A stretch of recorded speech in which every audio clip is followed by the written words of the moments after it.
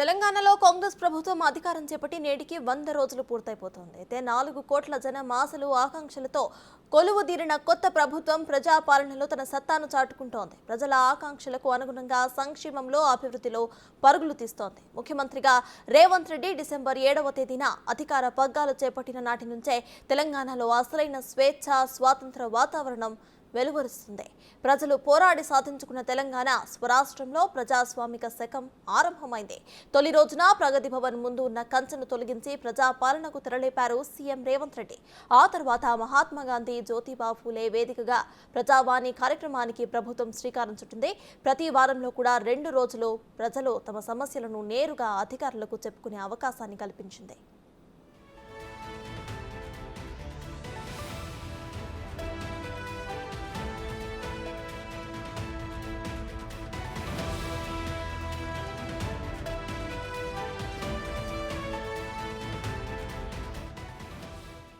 ప్రజలకు ఇచ్చిన మాట ప్రకారం గ్యారంటీల అమలుకు ప్రభుత్వం కంకణం కట్టుకుంది. అధికారం చేపట్టిన 48 గంటల్లోనే మహాలక్ష్మి పథకంలో భాగంగా ఆర్టీసీ బస్సుల్లో మహిళలకు ఉచిత ప్రయాణ సదుపాయాన్ని కల్పించింది. ఇప్పటికే దాదాపు 23 కోట్ల మంది మహిళలు ఈ పథకాన్ని వినియోగించుకున్నారు. విధ్వంసానికి గురైన వ్యవస్థలను ఒక్కొక్కటిగా చక్కదిద్దుతూనే మొదటి 100 రోజుల్లోనే 5 గ్యారంటీలను అమలు చేసింది రేవంత్ సర్కార్. డిసెంబర్ 28 నుంచి జనవరి 6 వరకు ప్రజాపాలన కార్యక్రమాన్ని చేపట్టింది. గ్రామ సభల్లో ప్రజల నుంచి దరఖాస్తులు కూడా స్వీకరించి ప్రజల సమస్యల పరిష్కారమే ధ్యేయంగా పనిచేస్తోంది. ఆరోగ్యశ్రీ పరిమితిని 5 లక్షల నుంచి 10 లక్షలకు పెంచింది.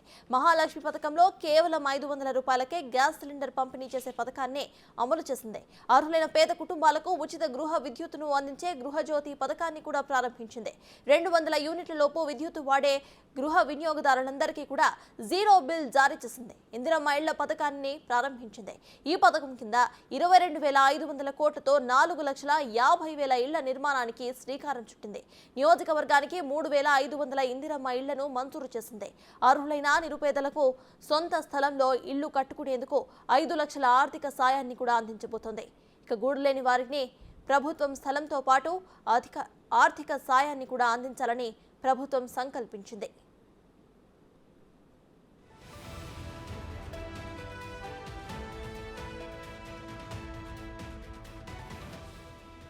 ఇచ్చిన మాట ప్రకారం ప్రభుత్వం నిరుద్యోగులకు భరోసాగా నిలబడింది. 3 నెలల్లోనే 29,384 ప్రభుత్వ ఉద్యోగాలను భర్తీ చేసింది. ఎంపికైన అభ్యర్థులకు నియామక పత్రాలను కూడా అందజేసి జీవితంపై నిరాశతో ఉన్న నిరుద్యోగుల్లో జీవితంపై కొత్త ఆశలను చిగురింపజేసింది. ఉద్యోగులు పొందిన వారిలో 53% పురుషులు, 47% మహిళలు ఉన్నారు. Medical and health recruitment board, police recruitment board, TSPSC, సాంఘిక సంక్షేమ గురుకుల సొసైటీ ఈ నియామకాలు చేపట్టాయి. వీటికి అదనంగా సింగరేణిలో 441 మందికి కారుణ్య నియామకాలు కూడా చేపట్టింది. గత ప్రభుత్వ హయాంలోని రిజర్వేషన్స్ వివాదాలు, ఫలితాల నిలుపువేతలు, ఇక కోర్టు కేసులన్నింటినీ కూడా ప్రభుత్వం ఒక్కొక్కటిగా అధిగమించింది. లీకేజీలకు, అక్రమాలకు అడ్డాగా మారిన టీఎస్పీఎస్సీని ప్రక్షాళన చేసింది. గత పాలక వర్గాన్ని తప్పించే కొత్త చైర్మన్ను, బోర్డు సభ్యులను నియమించింది. ఇక యూపీఎస్సీ తరహాలో టీఎస్పీఎస్సీ పరీక్షల నిర్వహణకు కట్టుదిట్టమైన ఏర్పాట్లను చేసింది. ఉద్యోగ నియామకాలతో పాటు జాబ్ క్యాలెండర్ను కూడా అమలుకు ప్రయత్నాలను మొదలు పెట్టేసింది సర్కార్. Group 1, group 2, group 3 direct recruitment పై దృష్టిని సారించింది. గత ప్రభుత్వ హయాంలో పరీక్షల నిర్వహణపై వైఫల్యాలతో గ్రూప్ 1 పరీక్ష 2 సార్లు రద్దయింది. కొత్త ప్రభుత్వం అప్పటి పరీక్షను రద్దు చేసింది. 563 పోస్టులతో గ్రూప్ 1 కొత్త నోటిఫికేషన్ జారీ చేసింది. గతంలో ఎన్నడూ లేని విధంగా మెగా డిఎస్సిని కూడా ప్రభుత్వం ప్రకటించింది.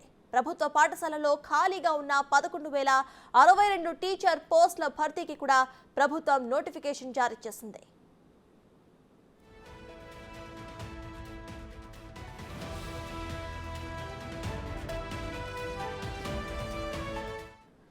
గత ప్రభుత్వం విధ్వంసం చేసిన వ్యవస్థలను ప్రజలకు చాటి చెప్పేందుకు రాష్ట్రంలో ఆర్థిక స్థితిగతులపై ప్రభుత్వం శ్వేతపత్రాన్ని సైతం విడుదల చేసింది. విద్యుత్ విభాగంలో జరిగిన అవినీతి, అక్రమాలు, అవకతవకలను అసెంబ్లీలోనే వెల్లడించింది. ఇరిగేషన్ విభాగంపై శ్వేతపత్రాలను విడుదల చేసింది. కాళేశ్వరం ప్రాజెక్టులో భాగంగా నిర్మించిన మేడిగడ్డ బ్యారేజీ కుంగిపోయిన ఘటనపై విజిలెన్స్ విచారణ చేపట్టడంతో పాటు నిపుణుల కమిటీని కూడా ఏర్పాటు చేయాలని కేంద్ర జల సంఘానికి లేఖ కూడా రాసింది. ముఖ్యమంత్రి, మంత్రులతో పాటు అన్ని పార్టీల ఎమ్మెల్యేలు ఎమ్మెల్యేలు ఎమ్మెల్సీల బృందం మేడిగడ్డ బ్యారేజీని సందర్శించి కుంగిన పియర్స్ ను పరిశీలించాయి. సికింద్రాబాద్ ట్రాఫిక్ సమస్యపై 8 ఏళ్లుగా పెండింగ్ లో ఉన్న సమస్య పరిష్కారం కోసం రాష్ట్ర ప్రభుత్వం కేంద్రంతో చేసిన సంప్రదింపులు ఫలించాయి. సీఎం రేవంత్ రెడ్డి విజ్ఞప్తికి స్పందించిన కేంద్ర రక్షణ శాఖ కంటోన్మెంట్ ఏరియాలో డిఫెన్స్ భూముల్లో రోడ్డు కారిడార్ నిర్మాణానికి ఆమోదం తెలిపింది. మెహదీపట్నంలో స్కై వాక్ నిర్మాణానికి అడ్డంకిగా ఉన్న రక్షణ భూములు అప్పగింతకు గ్రీన్ సిగ్నల్ ఇచ్చింది. హైదరాబాద్ టు రామగుండం రాజీవ్ రహదారిపై 2232 కోట్లతో భారీ ఎలివేటెడ్ కారిడార్స్ ను మార్చి 7వ తేదీన ముఖ్యమంత్రి రేవంత్ రెడ్డి అల్వాల్ సమీపంలో శంకుస్థాపన చేశారు. హైదరాబాద్ నుంచి నిజామాబాద్ వైపు జాతీయ రహదారి 44పై 1580 కోట్లతో డబుల్ డెకర్ కారిడార్స్ నిర్మాణానికి మార్చి 9న ముఖ్యమంత్రి రేవంత్ రెడ్డి కండ్లకోయ వద్ద పునాది వేశారు.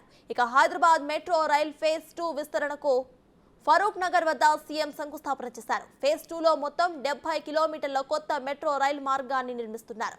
2700 కోట్లతో రాష్ట్రంలోని అన్ని ప్రభుత్వ ఐటీఐలలో అడ్వాన్స్డ్ టెక్నాలజీ సెంటర్స్ ను ఏర్పాటు చేసి టాటా టెక్నాలజీస్ లిమిటెడ్ తో ప్రభుత్వం ఒప్పందం కూడా చేసుకుంది.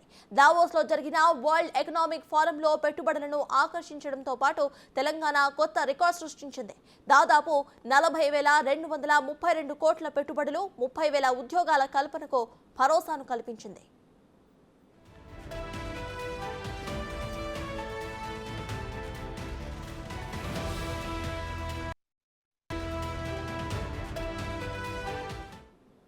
$300 ఎకరాల్లో జినోమ్ వ్యాలీ ఫేజ్ 2 త్వరలోనే ప్రారంభిస్తామని బయో ఆసియా 2024 సదస్సులో ముఖ్యమంత్రి రేవంత్ రెడ్డి ప్రకటించారు. 1,00,000 కోట్ల పెట్టుబడులతో 5 లక్షల మందికి ఉద్యోగాలు కల్పించామని అన్నారు. ఇక వికారాబాద్, మెదక్, నల్గొండ జిల్లాల్లో గ్రీన్ ఫీల్డ్ ఫార్మా క్లస్టర్స్ ను ఏర్పాటు చేయడమే కాకుండా నేరుగా రైతుల సమస్యలను పరిష్కరించేందుకు ప్రభుత్వం వినూత్నంగా రైతు నేస్తం కార్యక్రమాన్ని చేపట్టింది. రాష్ట్ర వ్యాప్తంగా ఉన్న 2,601 రైతు వేదికలకు వీడియో కాన్ఫరెన్స్ సౌకర్యాన్ని కూడా అనుసంధానం చేసింది. తొలి విడతగా 110 అసెంబ్లీ నియోజకవర్గాల్లో వీడియో కాన్ఫరెన్స్ యూనిట్స్ ను నెలకొల్పింది. ప్రొఫెసర్ జయశంకర్ వ్యవసాయ విశ్వవిద్యాలయం సహకారంతో రాష్ట్ర వ్యవసాయ శాఖ 97 కోట్లతో ఈ కార్యక్రమాన్ని చేపట్టింది. ఇకపోతే గత ప్రభుత్వం వివాదాస్పదమైన ధరణి పోర్టల్ తీసుకురావడం వల్ల రైతులు, భూ యజమానులు నానా ఇబ్బందులు పడుతున్నారు. ఈ సమస్యను పరిష్కరించేందుకు రైతుల కష్టాలను తీర్చిదిద్దేందుకు పూనుకుంది. ధరణి సమస్యల పరిష్కారానికి 5 సభ్యులతో ప్రత్యేక కమిటీను ఏర్పాటు చేసింది ప్రభుత్వం. హైదరాబాద్ను ప్రపంచ పర్యాటక ప్రాంతంగా తీర్చిదిద్దేందుకు మూసీ పునర్జీవం పరివాహిక ప్రాంత అభివృద్ధి ప్రాజెక్టును చేపట్టింది. దీనికోసం ప్రభుత్వం డిజైన్స్ ప్రతిపాదనలు కూడా సిద్ధం చేసుకుంది. ఇక ఓవైపు హైదరాబాద్ అభివృద్ధిపై దృష్టి పెడుతూనే నగరంలో డ్రగ్స్ చలామణిపై కూడా ఉక్కుపాదం మోపుతోంది సర్కార్. నార్కోటిక్స్ నియంత్రణ టీఎస్ నాబ్ను గ్రే హ్యాండ్స్ ఇక ఆక్టోపస్ తరహాలో పటిష్టం చేసింది రేవంత్ రెడ్డి సర్కార్.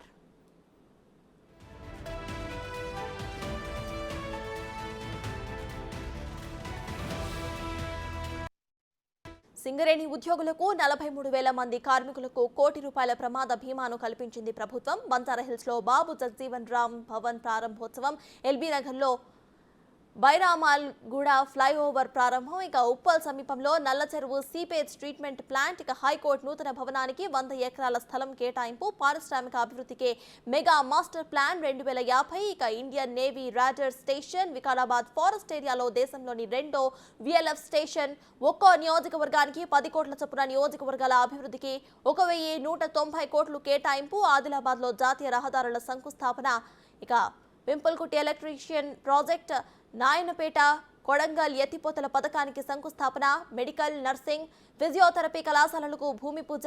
ఈ అభివృద్ధి పనులన్నీ కూడా ముఖ్యమంత్రిగా రేవంత్ రెడ్డి ప్రమాణ స్వీకారం చేసిన 100 రోజుల్లోనే జరిగిపోయాయి. వీటితో పాటు స్వర్గీయ రాజీవ్ గాంధీ విగ్రహ ఏర్పాటు శంకుస్థాపన, హుసేన్ సాగర్ చుట్టూ దుబాయ్ మోడల్ టూరిజం స్పాట్ ఏర్పాటు, ప్రపంచ బాక్సింగ్ ఛాంపియన్ నిఖిల్ జరీన్ కు 2 కోట్ల పారితోషికం, ఇక స్వయం సహాయక సంఘాలకు చేయూతగా కొత్త కార్యక్రమాలు, ఉర్దూ అకాడమీ ఏర్పాటు, ఎన్ఆర్ఎస్సితో స్టేట్ ఏవియేషన్ అకాడమీ ఒప్పందం, డ్రోన్స్ పైలట్లకు శిక్షణ, రాష్ట్రంలోని ప్రతి నియోజకవర్గంలో కూడా అంబేద్కర్ నాలెడ్జ్ సెంటర్ ఏర్పాటు, వాహనాల రిజిస్ట్రేషన్స్ నంబర్లో ఉండే టీఎస్ ను టీజీగా మార్చడం వంటి నిర్ణయాలు తీసుకుంది కాంగ్రెస్ సర్కార్.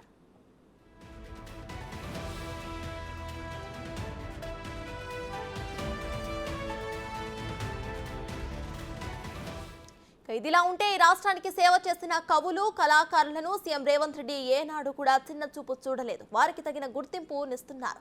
కవులు కళాకారులు సినీ ప్రముఖులకు ప్రజా గాయకుడు గద్దర్ పేరిట అవార్డ్స్ ను ప్రకటించారు. ప్రముఖ కవి అందశ్రీ రాసిన జయ జయ హే తెలంగాణ గీతాన్ని రాష్ట్ర గీతంగా ప్రకటించింది ప్రభుత్వం. మరోవైపు గత ప్రభుత్వంలో వేళ్లు నూకుపోయిన అవినీతి అక్రమాలపై విచారణ జరిపి ప్రక్షాళన చేసే దిశగా outer ring road toll tenders లో జరిగిన అవకతవకలపై సమగ్ర విచారణకు ఆదేశాలు జారీ చేసింది. గొర్రెల పంపిణీ పథకం, చేప పిల్లల పెంపకం పథకాలపై విజిలెన్స్ అండ్ ఎన్ఫోర్స్మెంట్ విచారణను కూడా చేపడుతోంది.